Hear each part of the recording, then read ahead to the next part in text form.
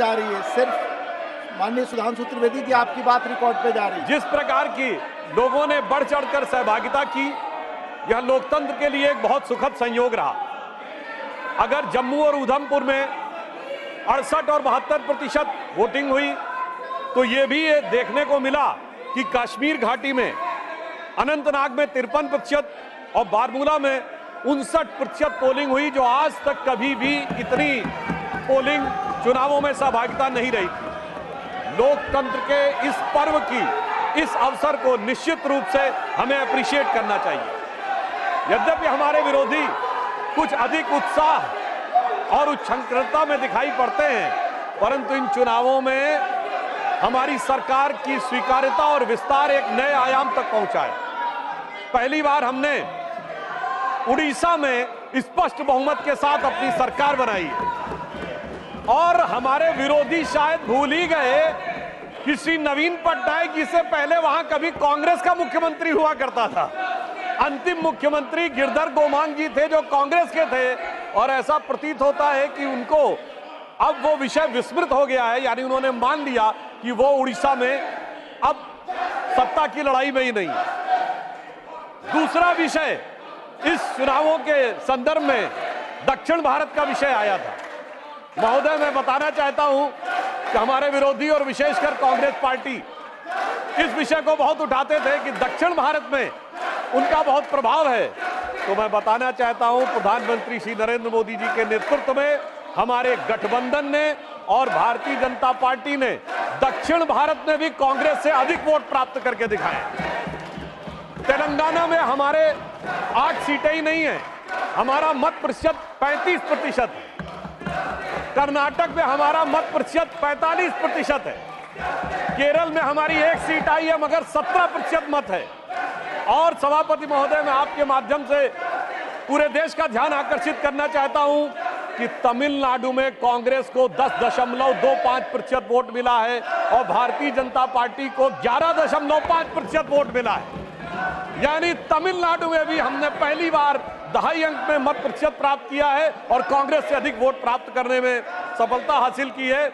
यानी किसी जमाने में जब उनका नारा हुआ करता था कि सारे भारत से नाता है और सरकार चलाना आता है, आज वस्तुस्थिति ये हो गई कि इस चुनावों में भारतीय जनता पार्टी ने अपने को मोदी जी के नेतृत्व में सारे भारत से नाता स्थापित करके एक वास्तविक अर्थों में पूरे भारत में अपना प्रभाव रखने वाली और जन समर्थन प्राप्त करने वाली राष्ट्रीय राजनीतिक दल के रूप में अपने को स्थापित किया। यह चुनाव पिछले लोकसभा चुनावों के मुकाबले बहुत अलग था। बिंदु क्रमांक 5 पर राष्ट्रपति महोदय ने स्मरण दिलाया कि हम 5वीं बड़ी अर्थव्यवस्था बने इन 5 वर्षों में। महोदय, हम सिर्फ 5वीं बड़ी अर्थव्यवस्था नहीं बने। 5वीं बड़ी अर्थव्यवस्था किसको पीछे छोड़ के बने? उस ब्रिटेन को पीछे छोड़कर बने जिसने कभी हमारे ऊपर हुकूमत की थी। और हम सिर्फ 5वीं बड़ी अर्थव्यवस्था नहीं बने, हम दुनिया के 4थे बड़े स्टॉक एक्सचेंज बने। हम दुनिया के 3रे बड़े सोलर एनर्जी के मैन्युफैक्चरर बने। हम दुनिया के 3रे बड़े ऑटोमोबाइल के मैन्युफैक्चरर बने। आज डोमेस्टिक सिविल एविएशन का सेक्टर भारत का दुनिया में 3रे नंबर का हो गया है और हम 2रे नंबर के मोबाइल हैंडसेट मैन्युफैक्चर बनाने वाले देश बने और इंफ्रास्ट्रक्चर में इन्वेस्ट करने वाले हम दुनिया के नंबर 1 के देश बने और डिजिटल पेमेंट में हम दुनिया में नंबर 1 के देश बने। और महोदय, इतना ही नहीं हुआ, पिछली लोकसभा और इस लोकसभा के बीच में चांद के अछूते कोने दक्षिणी ध्रुव को छूने वाले हम दुनिया के पहले देश बने, जिसका राष्ट्रपति महोदया ने उल्लेख किया। निश्चित रूप से उसमें हमारे वैज्ञानिकों ने बहुत बड़ी भूमिका निभाई, परंतु प्रधानमंत्री जी का निरंतर संवर्धन, सहयोग और संबल उन्हें प्राप्त होता रहा। महत्वपूर्ण बात यह रही कि उस पॉइंट का नाम प्रधानमंत्री जी ने क्या रखा? पॉइंट शिव शक्ति। यानी हमारी स्त्री शक्ति को वो स्थान चांद की ऊंचाई तक देने का काम किया। और यहीं पर मैं बताना चाहता हूं सभापति महोदय, इसी समय देश में कुछ राजनीतिक दल ऐसे हैं जो ये कहते हैं कि हिंदू धर्म में जो शक्ति है उससे हमें लड़ना है, और दूसरी तरफ हमारा संकल्प यह है कि उस शक्ति को चांद की ऊंचाई तक ले जाकर स्थापित करना है जो माननीय प्रधानमंत्री जी के नेतृत्व में हुआ है। महोदय, मैं एक बात और कहना चाहूंगा, चुनाव संपन्न हुए, मगर यह चुनाव एक मामले में इस देश के अद्भुत चुनाव थे।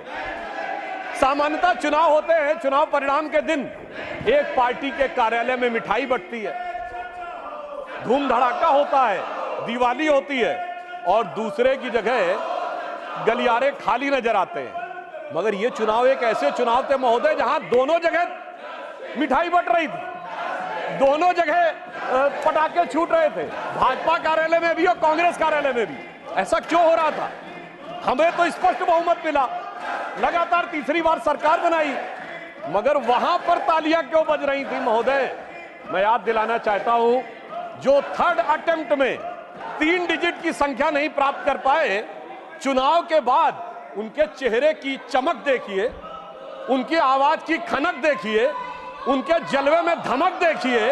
ऐसा लगता है कि जैसे उन्होंने बहुत बड़ी उपलब्धि हासिल कर ली हो।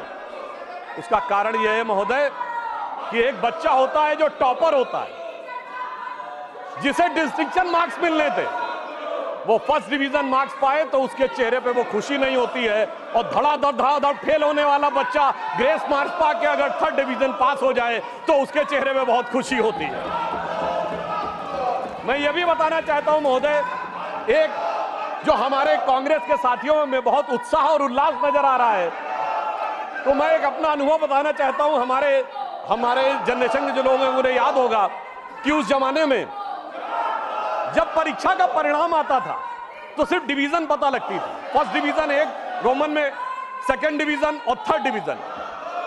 एक हम लोगों के मोहल्ले में सज्जन थे, वो थर्ड डिवीजन पास हुए, एक लड़का, और एक फर्स्ट डिवीजन पास हुआ। फर्स्ट डिवीजन वाला मेरिट एक्सपेक्ट कर रहा था, तो फर्स्ट डिवीजन वाले के यहाँ खुशी नहीं थी, तो दूसरे ने पूछा, भाई तुम थर्ड डिवीजन पास हुए हो तो तुम्हारे अंदर खुशी क्यों है, इतनी खुशी क्यों है? तो जानते थर्ड डिवीजन वाले ने क्या जवाब दिया?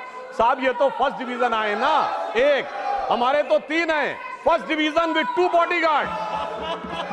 तो ये हमारे सहयोगी फर्स्ट डिवीजन विद 2 बॉडीगार्ड्स का जो उल्लास मना रहे हैं, उनके लिए मैं बताना चाहता हूं कि वस्तु स्थिति यह है कि 3 साल मिलाकर 42, 44, 52 और 99 मिलाकर इनके उतने नहीं है जितने अकेले भारतीय जनता पार्टी के 240। मैं ये भी याद दिलाना चाहता हूं, 1984 के बाद से आज तक 40 साल में कभी कांग्रेस को 240 सीटें नहीं मिली हैं। पीवी नरसिम्हा राव जी के समय में 232 मिली थी, बाद में उनकी कुछ सीटें बढ़ी थी, यानी जो 40 साल में मुकाम नहीं हासिल हो पाया, उसके बावजूद उन लोगों की जिस प्रकार की उच्छृंखलता दिखाई पड़ती है, उसके लिए मैं कहना चाहता हूं, इन्होंने कितनी कोशिश कर ली, मगर प्रधानमंत्री जी तीसरी बार स्पष्ट बहुमत के साथ प्रधानमंत्री बनने में सफल हुए। तो इन लोगों के लिए एक बात कहना चाहूंगा मैं, एक लाइन प्रधानमंत्री जी की तरफ से, कि दरिया का सारा नशा उतरता चला गया, वो मुझे डुबाता रहा और मैं उभरता चला गया। दरिया का सारा नशा उतरता चला गया, वो मुझे डुबाता रहा और मैं उभरता चला गया। और ये 44, 52, 99, अरे मंजिल समझ के बैठ गए जिस पे चंद लोग, मैं ऐसे कितने ही रास्तों से गुजरता चला गया। राष्ट्रपति महोदया ने बिंदु क्रमांक 3 में एक और बात स्पष्ट की कि 60 साल के बाद एक ऐसा मौका आया है जब लगातार तीसरी बार किसी प्रधानमंत्री को बहुमत प्राप्त करके जनता ने आशीर्वाद देकर सदन में भेजा हो। और जिस समय प्रधानमंत्री जी ने के बारे में यह विषय आया था, उस समय हमारे विपक्ष के साथी लोग बहुत ज्यादा डिस्टरबेंस भी किए थे, उनके अंदर कुछ एक बेचैनी नजर आ रही थी। क्यों? क्योंकि मोदी जी ने लगातार 3 बार स्पष्ट बहुमत प्राप्त करके वो कार्य किया है जो पंडित जवाहरलाल नेहरू जी के रिकॉर्ड की बराबरी कर ली, और इसलिए शायद हमारे विरोधियों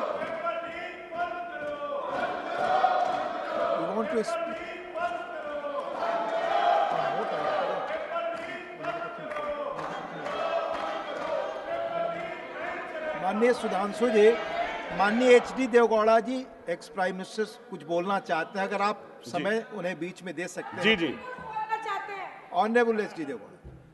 Sir, I have got the highest regard. All our senior members wants to raise the issue of the NEET. What has happened? Lakhs and lakhs of students are suffering in the country. Please,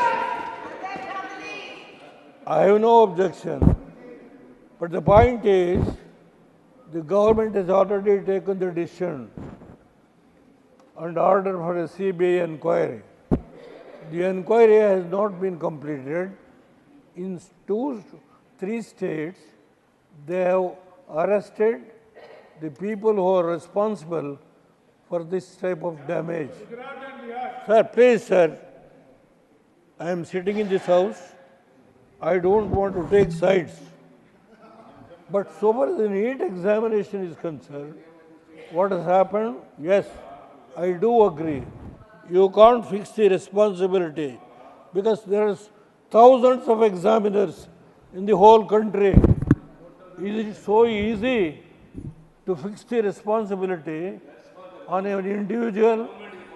The examination has, of course, it has gone wrong. And the government has taken the decision, it is the right decision. The concerned minister, the concerned minister has taken the decision till the inquiry is completed. You can't, till the inquiry is completed, you can't take responsibility and damage the image of the government. I don't agree. We have got sufficient scope to debate on the issue of on the President address. On the President address we can discuss. But this is not the way. Unless and until the inquiry is completed, you can't fix the responsibility. I am not going to take sides. But the way in which our all elders, they are all senior leaders, they are all mature leaders. I don't know. When the inquiry is going on, how can they go on attacking the government? This is not the way. I only appeal to all mature leaders, senior leaders. Please, knowing full well, you know the entire issue. I only appeal to you not to say unnecessary, try to blame the government. The government has done its duty and the inquiry is going on. Till the inquiry report comes, the minister, the HRD minister cannot take any decision or the government cannot take any decision till the inquiry is completed and the culprit is known. Then only we can discuss about the concerned person who is responsible.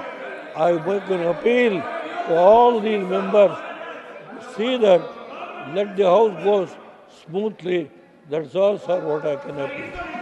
Ex prime minister बहुत matured माननीय देवगौड़ा जी देश के बड़े सम्मानित नेता हैं, उन्होंने जो कहा आपने सुना। प्लीज माननीय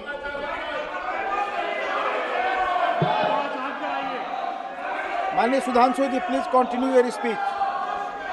सभापति महोदय, अभी इस सदन के सबसे वरिष्ठ सदस्य, वयोवृद्ध नेता, पूर्व प्रधानमंत्री आदरणीय एचडी देवगौड़ा जी ने जो विचार कहे, बड़े दुख का विषय है कि 21 घंटे का समय आवंटित होने के बावजूद, सबसे वरिष्ठ सदस्य के द्वारा यह अनुरोध करने के बावजूद जिस प्रकार का आचरण दिखाया जा रहा है, इससे साफ समझ में आता है सभापति महोदय कि इनका उद्देश्य सवाल का जवाब और जवाब के सवाल में नहीं है, इनका उद्देश्य बवाल में अधिक दिखाई पड़ रहा है। इसलिए ये अपोजिशन की इस नियत को भी स्पष्ट करता है। अब मैं विषय पे आता हूं, जो मैं बता रहा था कि बिंदु क्रमांक 5 पर राष्ट्रपति महोदया ने कहा कि यह देश के इतिहास में 60 साल के बाद यह पहली बार एक घटना हुई है जब लगातार 3 बार किसी प्रधानमंत्री को स्पष्ट बहुमत प्राप्त किया हो। और जिस समय महामहिम राष्ट्रपति महोदया ने यह शब्द बोला था, हम सबको ध्यान है, सबसे अनेक विपक्षी सदस्यों ने अपनी अपनी सीट पर आवाजें करते हुए इसका प्रतिवाद किया था। संभवतः उनके मन में इस बात के लिए स्वीकार्यता नहीं हो पा रही थी कि यह कैसे हो गया कि लगातार तीसरी बार मोदी जी के नेतृत्व में भारत की जनता ने स्पष्ट जनादेश दिया और पंडित जवाहरलाल नेहरू जी का वो रिकॉर्ड जिसके ऊपर वो बहुत इतराते थे, उसकी बराबरी हो गई। मगर हमारे बहुत से विपक्षी सदस्य कहते हैं कि साहब नेहरू जी की बराबरी तो मोदी जी से नहीं हो सकती। तो सभापति महोदय, मैं आपके माध्यम से कहना चाहता हूं कि तीसरी बार मोदी जी चुन के आए हैं और ये मैं भी मानता हूं कि नेहरू जी और मोदी जी में बराबरी नहीं हो सकती, इसलिए तीसरी बार आने पे मैं सिर्फ 3 बिंदु दूंगा जिस पर हम मानते हैं कि नेहरू जी और मोदी जी की बराबरी नहीं हो सकती। नंबर 1, जब मोदी जी इस देश के प्रधानमंत्री के कैंडिडेट चुने जाने थे, सभापति महोदय, मुझे आज तक याद है 13 सितंबर 2013 शाम 6 बजे भाजपा की पार्लियामेंट्री बोर्ड की बैठक होनी थी और मोदी जी स्वयं उसके मेंबर थे, मगर उन्होंने कहा मैं उस बैठक में नहीं आऊंगा जिसमें मेरे बारे में विचार हो रहा हो। यह होता है नैतिकता के आधार के ऊपर निर्णय। और उस समय राजनाथ सिंह जी पार्टी के अध्यक्ष थे, तो मुझे यह दायित्व दिया गया था कि मैं मोदी जी को रिसीव करके अध्यक्ष के कमरे में बैठा लूं और जब बैठक समाप्त हो जाए तो सब एक साथ जाएंगे प्रेस कॉन्फ्रेंस में घोषित करने के लिए।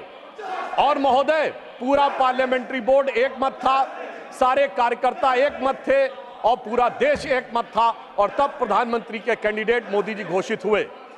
उधर पंडित जवाहरलाल नेहरू जब कैबिनेट मिशन प्लान के तहत 26 अप्रैल 1946 को कांग्रेस का नया अध्यक्ष चुना जाना था और उसके लिए कांग्रेस वर्किंग कमेटी की बैठक होनी थी और 20 अप्रैल को मौलाना आजाद को गांधी जी ने लेटर लिखा कि आप अपना नामांकन वापस ले लीजिए और मैं चाहता हूं कि नेहरू जी प्रधानमंत्री बने। परंतु इसके बावजूद उस बैठक के अंदर क्या हुआ, इसका रिकॉर्ड आचार्य कृपलानी ने अपनी किताब Gandhi his life and thought, Maulana Azad ने अपनी किताब India wins freedom, Rajmohan Gandhi ने अपनी किताब सरदार पटेल और उस समय के सबसे प्रख्यात पत्रकार दुर्गादास ने अपनी किताब India from Curzon to Nehru and thereafter में लिखा है कि 1 वोट मिला पट्टाभी रमैया को और शायद 1 या 2 वोट मिले आचार्य कृपलानी को, शेष सारे वोट मिले सरदार पटेल को और 0 वोट मिले जवाहरलाल नेहरू जी को।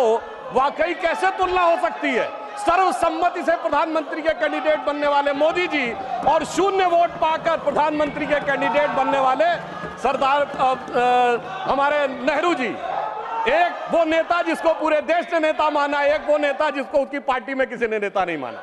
इसलिए वाकई तुलना नहीं हो सकती। बल्कि मैं तो कहना चाहूंगा, आज खड़गे जी अध्यक्ष बनना था तो सोनिया गांधी जी की इच्छा थी तो सारे डेलीगेट्स ने खड़गे जी को वोट कर दिया और शशि थरूर जी ने नामांकन वापस कर लिया। उस समय गांधी जी की इच्छा के बावजूद किसी ने नेहरू जी को वोट नहीं किया, तो मैं कह सकता हूं आज खड़गे जी की स्थिति उस समय के नेहरू जी से बेहतर है।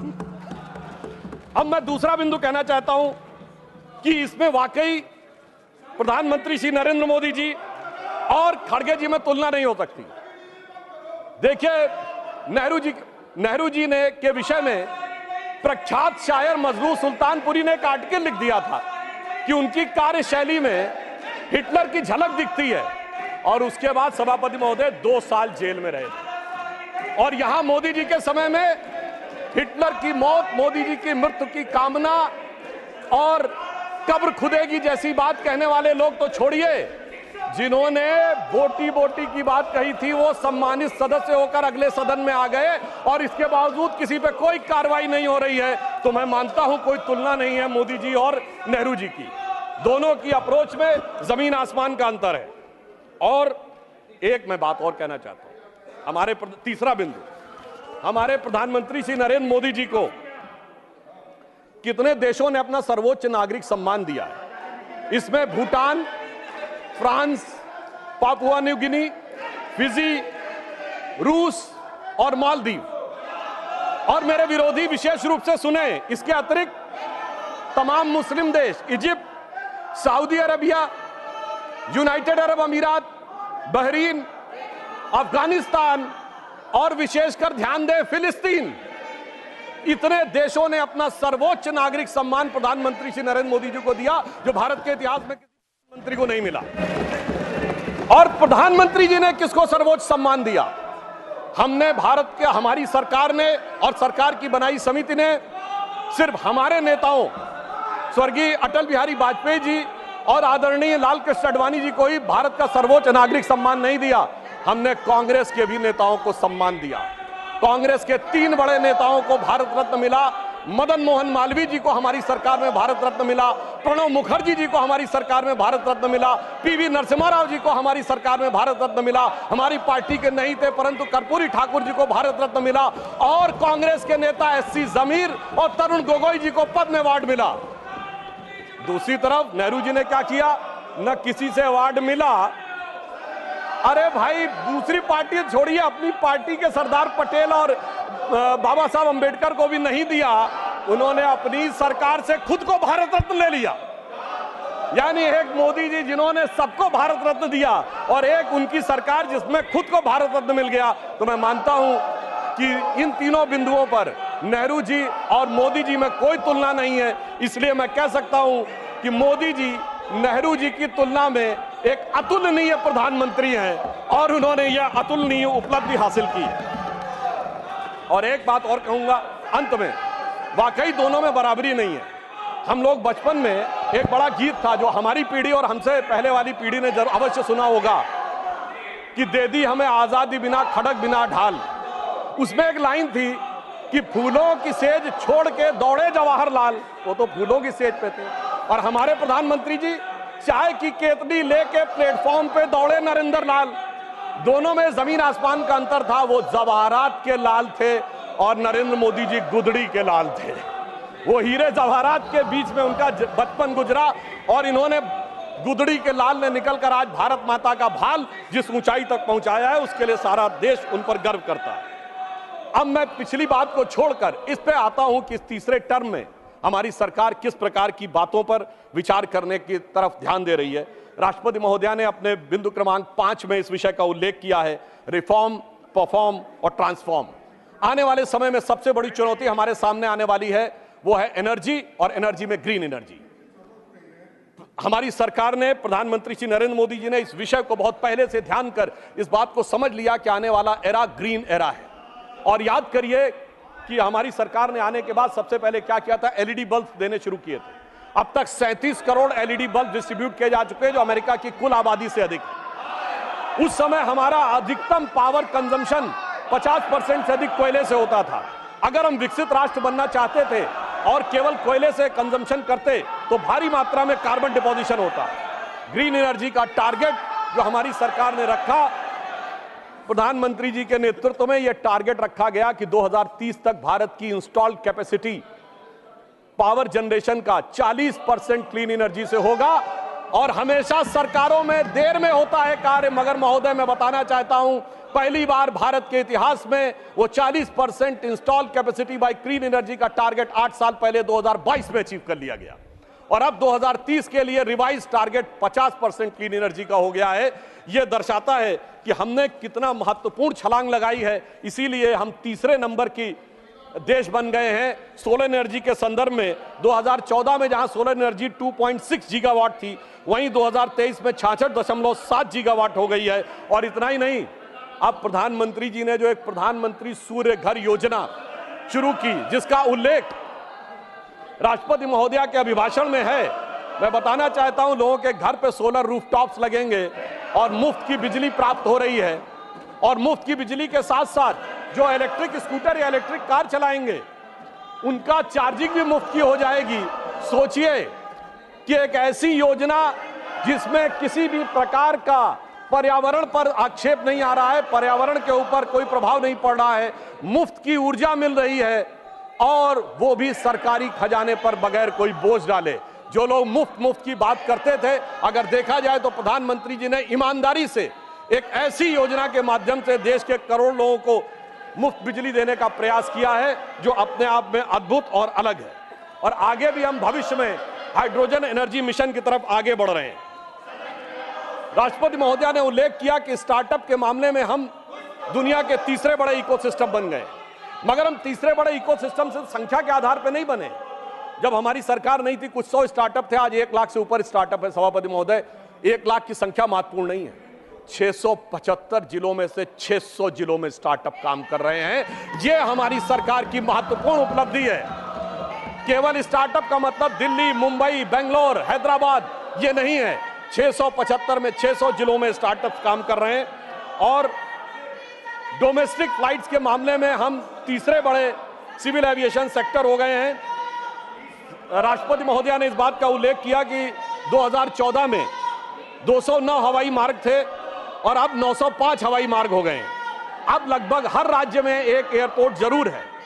और किस प्रकार का बदलाव आया है इसका उल्लेख दीजिए कि आज दुनिया में सबसे ऊंचा पुल कश्मीर में चिनाब नदी के ऊपर हमारी सरकार के समय में बन के तैयार हुआ। सबसे लंबा पुल समुद्र के ऊपर एशिया का मुंबई में हमारी सरकार के समय में तैयार हुआ है। सबसे बड़ा केबल पुल गुजरात में हमारी सरकार के समय में तैयार हुआ है। और नदी के नीचे से चलने वाली मेट्रो कोलकाता में हमारी सरकार के समय में तैयार हुई है। यह दर्शाता है कि विकास के नए प्रतिमानों पर किस प्रकार से इस सरकार के दौरान हम आगे बढ़े। देखिए, बड़े विषयों की तरफ तो अक्सर लोगों का ध्यान काफी जाता है, परंतु मैं एक चीज पे और ध्यान देना चाहता हूं कि मोदी जी की सरकार के समय में बहुत छोटी छोटी चीजें, उनसे देश के विकास में क्या भूमिका हो सकती है उस तरफ ध्यान दिया गया। मैं 3 छोटी चीजों पे ध्यान दिलाना चाहता हूं। शहद हम सब बहुत सामान्य रूप से यूज करते हैं। हनी, शहद का निर्यात 2014 में 445 करोड़ था और 9 सालों में बढ़कर 1623 करोड़ रुपए हो गया। किसानों, खिलौना, देखिए जब हम चाइना की बात करते तो बहुत सी बात होती थी खिलौने हमारे यहाँ क्यों नहीं बन सकते। इन 9 सालों में हमने 1844 करोड़ रुपए के खिलौने जो हैं वो एक्सपोर्ट किए हैं। ये हमने इस छोटी सी चीज में आगे बढ़ने का प्रयास किया। और दूसरी चीज जो हमारे विरोधियों को शायद याद हो, खादी, जिसका महात्मा गांधी जी के साथ बड़ा संबंध माना जाता था, हमारी मोदी जी के प्रयासों से 2014 में जो खादी का मार्केट 31,000 करोड़ रुपए का था वो अब बढ़कर 1,35,000 करोड़ रुपए का हुआ। यानी 4 गुना अधिक खादी में हमने वृद्धि प्राप्त की है। और बड़े स्तर पर अगर हम देखें तो डिफेंस मैन्युफैक्चरिंग, जो कि हमारी सरकार आने से पहले होती नहीं थी, जिसकी वजह से हम सिर्फ हथियार खरीदते थे और अपने आप बनाने की हमारे अंदर सामर्थ्य तो थी पर सरकारों में इच्छा शक्ति नहीं थी। और अब स्थिति यह आई है कि अब 1 लाख करोड़ रुपए की डिफेंस मैन्युफैक्चरिंग इस सरकार के कार्यकाल में हो रही है। डिफेंस एक्सपोर्ट हमारा 18 गुना बढ़ा है। और सभापति महोदय, 500 हमारे डिफेंस के ऐसे प्रोडक्ट हैं जिसे सरकार ने निर्णय लिया है कि इनका इंपोर्ट बैन, यानी जो पहले विदेश से आते थे वो 500 प्रोडक्ट भारत में ही बनेंगे, इक्विपमेंट, और वो विदेश से नहीं लिए जाएंगे। और इतना ही नहीं, उत्तर प्रदेश और तमिलनाडु में 2 डिफेंस कॉरिडोर बनाए गए जिसका उल्लेख राष्ट्रपति महोदय ने किया है, जिसमें ब्रह्मोस मिसाइल बनने का उल्लेख भी उन्होंने किया है, जो भारत की पहली इंटरमीडिएट रेंज बैलिस्टिक मिसाइल है और जिसे हमने एक्सपोर्ट करने की शुरुआत की। और फिलीपींस पहला देश बना जिसने एक्सपोर्ट का ऑर्डर लिया है। सभापति महोदय, मैं उत्तर प्रदेश का रहने वाला हूं। वहां ब्रह्मोस मिसाइल का कोई पार्ट बने, कोई कंपोनेंट बने, ये अपने आप में कितने बड़े गर्व का विषय है। मुझे याद है कि हमारी सरकार, मोदी जी की सरकार आने से पहले उत्तर प्रदेश की छवि क्या बना के रखी गई थी। सिनेमा क्या बनता था उत्तर प्रदेश पे, जिला गाजियाबाद, लखनऊ सेंट्रल, तो सीरीज बनती थी मिर्जापुर, तो ओंकारा में मेरठ की गैंगवार, तो बाबर फिल्म में कानपुर की गैंगवार, तो कंपनी फिल्म में दिखाया जाता था कि जैसे कि मुंबई का सारा जो माफिया है वो पूर्वी उत्तर प्रदेश से आ रहा है। आप सोचिए, उस समय अवैध हथियारों के बनने के समाचार आते थे और अब intermediate range ballistic missile Uttar Pradesh में डिफेंस कॉरिडोर में बनने जा रही है। कितना बड़ा नजारा बदलने के बाद भी जिनकी नजरें ही ना हो उनको नजारा कैसे नजर आ सकता है, यह समझा जा सकता है। अभिभाषण के बिंदु क्रमांक 17 में राष्ट्रपति महोदय ने भारत के पब्लिक सेक्टर बैंक्स के बारे में अपना विचार व्यक्त किया है, जिसमें विशेषकर मैं सिर्फ 3 का उल्लेख करना चाहूंगा। State bank of India, life insurance corporation of India और हिंदुस्तान एरोनॉटिक्स लिमिटेड। ये तीनों इसलिए कि इनके बारे में केवल 1-1.5 साल पहले बहुत वितंडावाद मचाया गया। अपनी सीट पर जाए प्लीज, अपनी सीट पर जाए प्लीज। मात्र 1-1.5 साल पहले बहुत वितंडावाद मचाया गया कि एसबीआई डूब रहा है,